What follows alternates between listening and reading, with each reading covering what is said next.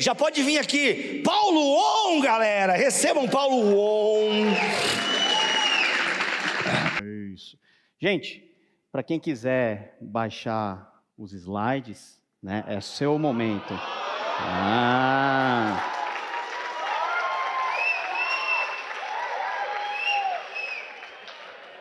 Depois eu passo do Pix, tá?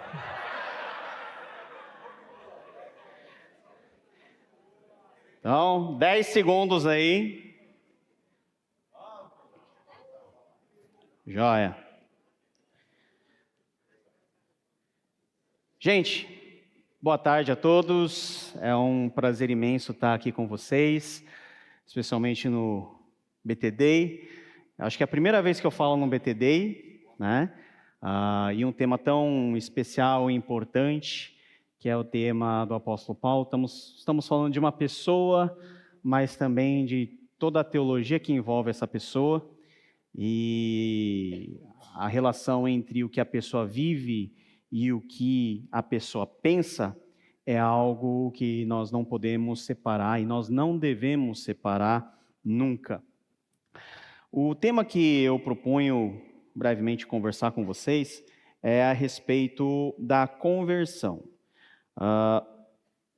Se nós falamos conversão, ou quando nós falamos de conversão, possivelmente você vai se remeter a alguma coisa lá pontual que aconteceu no passado com você, mas que não tem lá muito a ver com o que você vive hoje. Será que as coisas devem ser assim? E como que Paulo encarou essa experiência, que foi uma experiência transformadora para ele? Então, a conversão como motor teológico, reverberando a experiência cristofânica de Paulo.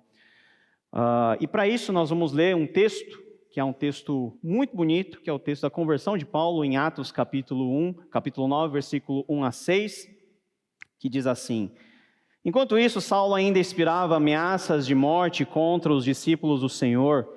Dirigindo-se ao sumo sacerdote, pediu-lhe cartas para as sinagogas de Damasco, de maneira, eu estou lendo como se estivesse lá, mas apareceu agora, né? Pediu-lhe cartas para as sinagogas de Damasco, de maneira que, caso encontrasse ali homens ou mulheres que pertencessem ao caminho, pudesse levá-los presos para Jerusalém.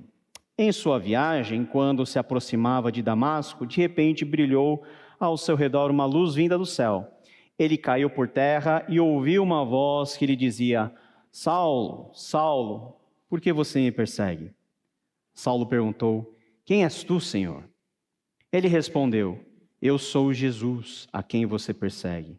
Levante-se, entre na cidade, alguém lhe dirá o que você deve fazer. Amém. Vamos orar? Nosso Deus, nós te agradecemos por essa oportunidade, por estarmos diante da Tua Palavra. Pedimos que o Senhor ilumine a nossa mente, o nosso coração, para que essa experiência tão grandiosa, do qual um dia nós participamos, que é a conversão, possa ser um motor a dirigir e a impulsionar a nossa vida mais além. É o que nós te pedimos e pedimos isso em nome de Jesus. Amém. A experiência de conversão do apóstolo Paulo foi o evento que transformou sua vida e deu sentido ao seu novo chamado em Cristo como apóstolo da graça salvadora. É o resumo que eu gostaria de propor para vocês e é baseado nisso que eu vou caminhar por algumas experiências de Paulo, por algumas coisas que Paulo disse espalhadas em sua carta, que nos remetem à importância desse momento de conversão que Paulo teve. E eu vou fazer um recorte, porque quando nós falamos de registros biográficos de Paulo, nós estamos falando de textos muito variados. Nós temos vários textos no relato de Lucas, em Atos, e são textos que são relativamente comuns e dentro do nosso conhecimento. Mas eu gostaria de fazer uma visitação a algumas referências que possivelmente você nem imaginou que fossem referências à conversão de Paulo, espalhadas nas suas cartas, nas suas 13 cartas. Embora tenhamos 3 narrativas da conversão de Paulo em Atos 9, 10 a 19, 22, 1 a 2 e 26, 2 a 11, nos concentraremos na forma como ele próprio fez referência à experiência salvadora em suas cartas. E eu vou abranger 5 momentos aqui dentro da minha fala. Falar de como Paulo explora o tema da conversão nas suas aberturas epistolares, a graça salvadora concedida a Paulo, como Paulo enxerga a relação da sua conversão com o seu ministério, como a conversão é importante dentro da defesa que Paulo faz do seu apostolado, e como a conversão foi um momento de transformação na vida do apóstolo. Como conversão, nós entendemos uma experiência. Eu sei que o Gutierrez já falou, teve um mover aqui, tal.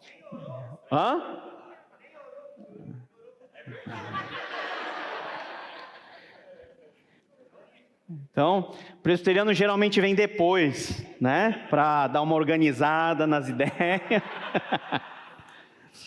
A conversão é a experiência pontual no evento, mas perene em seus efeitos, de ser alcançado pela graça salvadora de Jesus Cristo, pela vontade de Deus e mediação do Espírito Santo. É verdade que a conversão é um momento, mas a conversão, biblicamente falando, não morre como um momento. É algo que faz parte da nossa vida, ou deveria fazer parte da nossa vida, não só como um depósito de recordações boas, mas como o próprio motor que nos faz, dia após dia, vislumbrarmos a nova vida que nós temos em Cristo Jesus. E como que Paulo, ele explora isso nas partes menos apreciadas das suas cartas, que são as aberturas epistolares, ou seja, os primeiros 2 versículos, pelo menos. Versículo 1 e 2 de cada carta, onde Paulo se apresenta como o autor, como o remetente. E Paulo usa convenções epistolares da sua época a serviço de uma construção teológica que ele faz em todas as suas cartas. Então veja, por exemplo, 1 aos Coríntios, capítulo 1, versículo 1. Paulo, chamado para ser apóstolo de Cristo Jesus pela vontade de Deus. Ele poderia simplesmente seguir a convenção do seu tempo e falar Paulo à igreja de Corinto. Não, ele amplia a sua própria identificação. Paulo, chamado para ser apóstolo de Cristo pela vontade de Deus. Chamado por quem? Que vontade de Deus é essa? Segundo aos Coríntios 1:1, Efésios 1:1, Colossenses 1:1, que pelo ordenamento do texto são textos iguais. Paulo, apóstolo de Cristo Jesus pela vontade de Deus. Só está faltando o chamado para ser apóstolo de Cristo, mas todos esses 4 versículos falam de uma mesma realidade. As introduções epistolares acima lastreiam o direito de Paulo ser apóstolo de Cristo na comissão que ele recebeu no caminho para Damasco. Chamado quando? Quando que Paulo foi chamado? Quando que Paulo foi comissionado a algo a fazer pelo Senhor? Foi, essencialmente, na cristofania que ele teve a caminho de Damasco. E quando nós falamos de cristofania, nós estamos utilizando um termo que pode ser aplicado a vários contextos, mas é especificamente e pontualmente a aparição do Cristo crucificado diante do apóstolo Paulo. Coisa que é raro em suas ocorrências, tanto nas Escrituras quanto na vida cotidiana hoje. Mas Paulo viu Jesus. E o ato de Paulo ter visto Jesus e ter recebido de Jesus um comissionamento se transformou numa marca muito importante, presente em todas as suas cartas, cartas escritas de forma, num período mais recente, como as correspondências aos Tessalonicenses, cartas escritas mais para frente, como ao seu querido discípulo Timóteo, quase no fim da sua vida.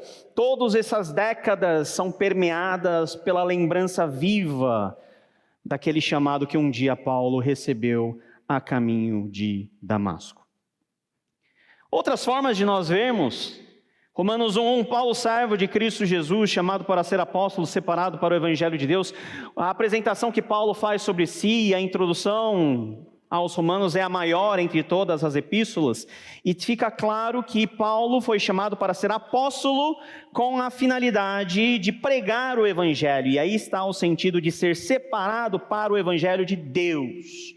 Gálatas 1:1, Paulo, apóstolo enviado, não da parte dos homens, nem por meio de pessoa alguma, mas por Jesus Cristo e por Deus Pai, que o ressuscitou dentre os mortos. Então, Paulo, ele estabelece uma relação muito próxima entre o seu chamado e o direito de ser apóstolo, que ele tinha, com a sua conversão. Ele afirma enfaticamente que o seu evangelho e apostolado estão arraigados, baseados na cristofania a caminho de Damasco. Jesus que apareceu a ele, que revelou o evangelho, que se revelou de formas que Paulo mais para frente não consegue nem descrever, é aquilo que impulsiona o ministério desse apóstolo. E repare, a palavra evangelho, Jesus Cristo, ressurreição dos mortos. Tudo isso que de uma forma pontual, Paulo em Cristo experimenta ao ser regenerado, ao passar pelo crivo da cruz, ao ser feito uma nova pessoa e que vem à luz toda vez que Paulo prega o evangelho da graça salvadora de Jesus Cristo. Na medida em que nós pregamos o Evangelho de Jesus, nós não podemos pregar o Evangelho de Jesus apenas como ideia, como teoria, ou como algum tipo de ideologia, filosofia, coisa parecida, não. A pregação, ela ganha autoridade por meio do testemunho do Espírito Santo, que se une ao testemunho da nossa vida, daquilo que Cristo fez em nós e aquilo que Ele quer fazer por meio de cada um de nós. 1 Timóteo 1:1, Paulo, apóstolo de Cristo Jesus, por ordem de Deus, nosso Salvador, e de Cristo Jesus, a nossa esperança. E na segunda carta, Paulo, apóstolo de Cristo Jesus, pela vontade de Deus, segundo a promessa da vida que está em Cristo Jesus. Desde que a autoridade apostólica de Paulo tem lugar de destaque em ambas as cartas de Timóteo, e considerando o valor do evangelho confiado a Timóteo, e a conversão do próprio Timóteo, é provável que Paulo tenha em mente o seu chamado quando ele afirma que é um apóstolo pela ordem e pela vontade de Deus. Aliás, uma das prerrogativas e características para alguém ser apóstolo é ter visto o Cristo ressurreto. E Paulo vê e contempla o Cristo ressurreto a caminho de Damasco, caminho este que era para perseguir os cristãos, mas que se transforma num caminho onde ele próprio é transformado e mudado.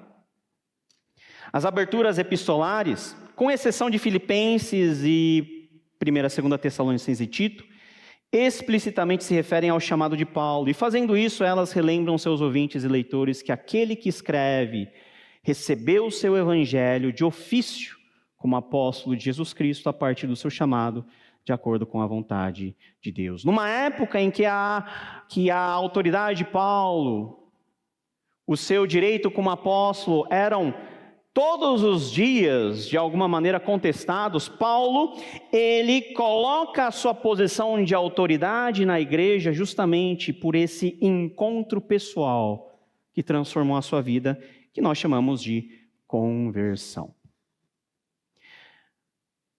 Esse é só o início de como Paulo apresenta a si próprio. Mas, indo um pouquinho além, nós temos a ideia de que Paulo tem a convicção de que ele recebeu a graça salvadora de Jesus Cristo, e que essa graça salvadora de Jesus Cristo determina quem ele é e o que ele faz. Veja só, 1 Coríntios, capítulo 15, versículo 8 e 10. Depois destes apareceu também a mim, como a um que nasceu fora de tempo. Mas pela graça de Deus, eu sou o que sou, e sua graça para comigo não foi inútil. Antes trabalhei mais do que todos eles, contudo não eu, mas a graça de Deus comigo. Veja, e quando nós falamos a graça de Deus, fica como algo solto, como se fosse um conceito. Mas a graça de Deus para Paulo está relacionado a esse momento pontual em que Paulo diz: Ele apareceu a mim, como a um que nasceu fora de tempo. Tem todos os apóstolos que são testemunhas vivas, testemunhas oculares de Jesus Cristo, mas depois desse tempo, Deus concedeu a graça de também aparecer a mim. E é à luz dessa graça que Paulo dirige o seu entendimento de que ele é totalmente dependente daquilo que Deus faz nele. À luz do que Paulo escreveu no versículo 8, está claro que a graça de Deus refere-se ao favor divino experimentado por Paulo na cristofania a caminho de Damasco. Quer ver outro texto interessante? Romanos 15, 15 e 16, né? A respeito de alguns assuntos, eu lhes escrevi com toda a franqueza, principalmente para fazê-los lembrar-se novamente deles, por causa da graça que Deus me deu, para ser um ministro de Cristo Jesus para os gentios, com o dever sacerdotal de proclamar o evangelho de Deus, para que os gentios se tornem uma oferta aceitável a Deus, santificados pelo Espírito Santo. A graça que Deus me deu, esse termo, essa frase, é a graça salvadora experimentada por Paulo na cristofania a caminho de Damasco, que não somente muda ele como pessoa, mas o comissiona para que ele seja o instrumento de Deus na conversão dos gentios, numa espécie de ofício sacerdotal em que Deus chama Paulo a oferecer os gentios a Deus como oferta aceitável, santificado pelo Espírito Santo. E parece que isso ecoa até os nossos dias, porque nós somos herdeiros dessa graça salvadora. Nós somos a parte visível no mundo hoje que testemunha que aquele Cristo que apareceu a Paulo há 2000 anos atrás e o comissionou para ser o apóstolo dos gentios, a sua obra está visível nas nossas vidas hoje. Ninguém vai dizer que eu sou judeu, né? Mas eu fui alcançado pela graça de Jesus, não pelo pedigree judaico, mas pela graça de Jesus Cristo, que por meio da morte e da ressurreição de Jesus Cristo, fez com que a salvação fosse escancarada e fosse liberada e fosse disponibilizada a pessoas de todas as tribos, povos, línguas e nações. Efésios 3, 7 e 8, ainda falando sobre a graça salvadora concedida a Paulo: deste evangelho me tornei ministro pelo dom da graça de Deus a mim concedida, pela operação do seu poder, embora eu seja o menor dos menores e de todos os santos, foi-me concedida essa graça de anunciar aos gentios os insondáveis riquezas de Cristo. A graça dada, concedida a mim, está relacionada frequentemente ao evangelho e ao apostolado confiado a Paulo na cristofania a caminho de Damasco. É por ele ter experimentado a graça salvadora de Deus em sua vida que o apóstolo prega o evangelho da graça salvífica a outras pessoas. Opa! Foi, né? Esse negócio é traiçoeiro aqui. Agora, como que nós podemos ver as marcas da conversão de Paulo no seu próprio ministério, entrando para a parte prática da sua vida? Eu não vou ler aqui, mas você pode guardar para ler, segundo aos Coríntios 3, 4, ao capítulo 4, 6, Paulo descreve aquilo que ele é em Cristo Jesus. No capítulo 3, versículo 6, falando que ele é um ministro da nova aliança, que exerce o ministério do Espírito e da justiça, utilizando a palavra que está na moda, empoderado pelo Espírito vivificador de Deus, pela misericórdia, exercer um ministério mais glorioso que Moisés pelos méritos de Cristo. Eu fico impressionado com essa descrição, porque é uma descrição excelente daquilo que Paulo tem como visão a respeito do seu serviço, do seu ministério. Quer dizer que aquilo que Paulo faz é superior e mais glorioso ao que o Moisés fez na antiga aliança, sendo que Moisés é considerado o maior. E não é por causa dele, mas por causa dos méritos de Cristo. Por quê? Porque foi Cristo que o chamou, na condição que Paulo era, perseguidor da igreja. O mais improvável de ser convertido foi justamente esse que foi alcançado e se transformou no instrumento poderoso de Deus. As referências às competências de Paulo para ser um ministro da nova aliança, a misericórdia que foi alvo e a iluminação que recebeu do Espírito são alusões à sua experiência a caminho de Damasco. Colossenses 1:25, dela me tornei ministro de acordo com a responsabilidade por Deus a mim atribuída. Quando que Deus atribuiu a Paulo essa responsabilidade? Efésios 3:3, isto é, o mistério que me foi dado a conhecer por revelação, como já lhes escrevi em poucas palavras. Paulo, ele está certo que o ministério que ele exerce em revelar o mistério de Deus é algo que foi confiado a ele em um momento muito particular de sua vida, na cristofania a caminho de Damasco. Como que Paulo utiliza da sua experiência da conversão para defender o seu apostolado? 1 Coríntios 9:1 diz que Paulo viu o Cristo ressurreto. No capítulo 15:8, diz que Paulo teve uma experiência pessoal com Cristo ressurreto. Gálatas 1:11 a 2:14 diz que Paulo recebeu a revelação de Jesus Cristo. Na mesma carta, no capítulo 1, versículo 16, Paulo fala da sua experiência da conversão. Ou seja, da revelação de Cristo crucificado e anúncio desse Cristo aos gentios. Eu acho que até aqui fica mais ou menos claro que Paulo não se esqueceu desse momento tão importante em sua vida, quando ele foi atingido pela graça salvadora de Jesus Cristo, e quando, recebendo essa graça, canalizou todos os esforços, a partir de então, da vida dele, para que outras pessoas também fossem atingidas por essa graça salvadora, que é fruto da misericórdia de Deus, que é fruto da bondade do Senhor. E como que a vida de Paulo muda? É aqui que nós entramos em o seu relato mais passional, mais interior. Gálatas 1:11 a 17. Irmãos, quero que saibam que o evangelho por mim anunciado não é de origem humana. Não o recebi de pessoa alguma, nem me foi ele ensinado, ao contrário. Eu o recebi de Cristo Jesus por revelação.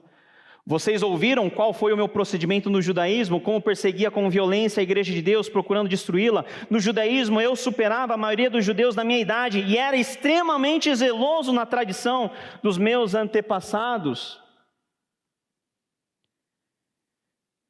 Segundo aos Coríntios 5:16 também vai dizer que, de modo que de agora em diante a ninguém mais consideramos do ponto de vista humano, ou seja, de acordo com a carne, ainda que antes tenhamos considerado Cristo dessa forma. Paulo está falando o seguinte: olha, quando eu era da carne eu considerava Cristo de uma forma totalmente incorreta, cegada pelos meus pecados, mas agora não mais consideramos assim. Portanto, se alguém está em Cristo, é nova criação, as coisas antigas já passaram, eis que surgiram coisas novas. A conversão, para Paulo e na vida de Paulo, e também na nossa, é uma reorientação da visão que nós temos acerca de Jesus Cristo. Antes, esse Paulo que era zeloso à lei, à Torá, agora ele é zeloso na proclamação do Evangelho.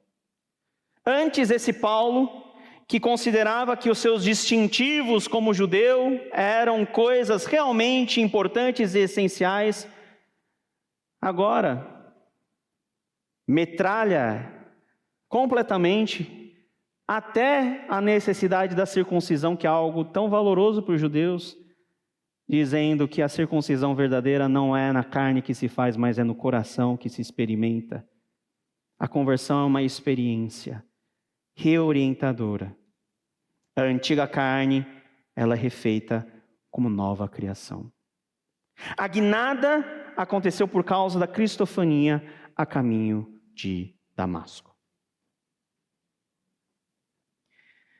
A conversão é uma experiência pontual no evento, mas perene em seus efeitos, de ser alcançado pela graça salvadora de Jesus Cristo, pela vontade de Deus e mediação do Espírito Santo. E complementando para terminar, cujos efeitos são manifestados de forma visível e incontestável sobre o convertido, de forma a transformá-lo completamente e direcioná-lo para o cumprimento do bom propósito de Deus em Cristo Jesus. Nós carregamos uma marca dentro de nós, que é a marca de um evento tão maravilhoso, que não pode ser comparado a nenhum outro evento na nossa vida. É a marca do nosso primeiro encontro com Jesus Cristo. É a marca da palavra da salvação, que uma vez esmiuçou os nossos corações como um martelo ou uma pedra, uma rocha. É a partir de onde Jesus vai ensinar que nós nascemos de novo. Nascemos de novo para quê? Para relembrar e rememorar todos os nossos dias dessa primeira experiência com Jesus que nos impulsiona a vivermos de acordo com a vontade de Jesus todos os dias, a todo momento. E nesse sentido, a minha palavra, ela vai muito em direção ao que a Cíntia falou. Porque o batismo é essa lembrança visível, é esse sinal da graça que nós somos convidados a enxergar. Conversão e teologia. Eu diria para vocês que a conversão não é um assunto da teologia. A conversão é a teologia experimentada. A conversão é a teologia que sai das categorias de ideia e se transforma em carne, sangue, toque, palavra, serviço, ministério, adoração. Que nós possamos nos lembrar mais uma vez do dia em que nós fomos pela primeira vez atingidos pela graça salvadora de Jesus. E possamos viver até o dia em que essa salvação ser consumada, até o dia em que Jesus nos chamar ou batermos as botas nesse mundo, mas sempre lembrar que a nossa verdadeira vida começou num evento pontual, no evento, mas perene em seus efeitos. Senhor Deus, nós te agradecemos mais uma vez e te pedimos que a conversão não seja apenas uma lembrança empoeirada do passado, mas seja para nós a lembrança viva de um Cristo vivo que torna novas todas as coisas e que por meio de nós também quer alcançar a todos aqueles que amam o Senhor e professam o seu nome. É o que nós te pedimos, em nome de Jesus. Amém. Muito bom.